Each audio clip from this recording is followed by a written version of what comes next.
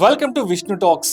IT ఉద్యోగం అంటే ఒకప్పుడు గౌరవం, నమ్మకం. కానీ ఇప్పుడు అదే ఉద్యోగం కలలా ఎందుకు కొట్టుకుపోతుంది? Tata Consultancy Services, Intel, Microsoft వంటి దిగ్గజాలు ఉన్నట్లుండి ఎందుకు లే ఆఫ్స్ ప్రకటిస్తున్నాయి?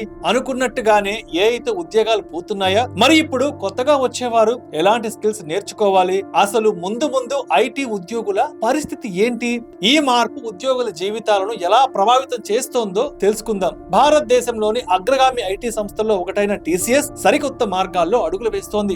ఏఐ, క్లౌడ్ ఆటోమేషన్ లాంటి టెక్నాలజీలలో పెట్టుబడులు పెడుతూ నూతన మార్కెట్ లోకి ప్రవేశిస్తోంది. ఇంకా చెప్పాలి అంటే కంపెనీ మొత్తం ఉద్యోగ బలగాన్ని రీస్కిల్ చేయాలనుకుంటోంది. ప్రతి ఉద్యోగికి ఏఐ టూల్స్ శిక్షణ తప్పనిసరిగా ఇస్తోంది. ఇంకా కొత్త టెక్ రోల్స్ కోసం నియామకాలు కూడా జరుగుతున్నాయి. కానీ ఇదే సమయంలో 12,200 మందికి ఉద్యోగం కోల్పోయే ప్రమాదం కూడా ఉందని వార్తలు వచ్చాయి. టీసీఎస్ సీఈఓ కె కృతివాసన్ గారు మాట్లాడుతూ, ఈ మార్పు చాలా ప్రణాళికాబద్ధంగా జరుగుతోంది. మా కస్టమర్ల సేవలపై ఎలాంటి ప్రభావం పడకూడదని చూస్తున్నాం అన్నారు. అయితే మరోవైపు క్లయింట్లు కొత్త ప్రాజెక్టులు తీసుకోవడంలో ఆలస్యం చేస్తూ ఉండడంతో టర్నోవర్ పై ప్రభావం పడే ప్రమాదం ఉందని కూడా వెల్లడించారు. ఇది ఒక్క టీసీఎస్ సమస్య కాదు, అమెరికాలోని టెక్ దిగ్గజాలు కూడా అదే దిశగా సాగుతున్నాయి. ఇంటెల్, మైక్రోసాఫ్ట్ ఇవి కూడా పెద్ద సంఖ్యలో ఉద్యోగులను తొలగించేందుకు సిద్ధమయ్యాయి. కంపెనీలు ఒకటి గుర్తించాయి: పాత టెక్నాలజీ ద్వారా చేసే పనులు ఇప్పుడు ఆర్టిఫిషియల్ ఇంటెలిజెన్స్ సహాయంతో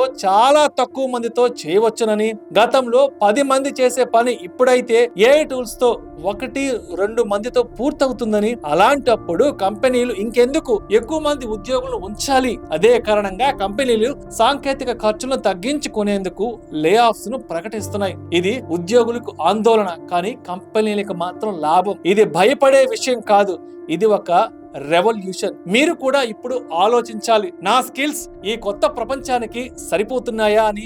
AI, data, cloud, cyber security ఇవే ఇప్పుడు అవసరమైన కొత్త ఆయుధాలు. ఒకసారి మీరు ఆ దిశగా మీ నైపుణ్యాలను అప్డేట్ చేసుకుంటే ఈ మార్పు మీకు కొత్త అవకాశాలను తీసుకొస్తుంది.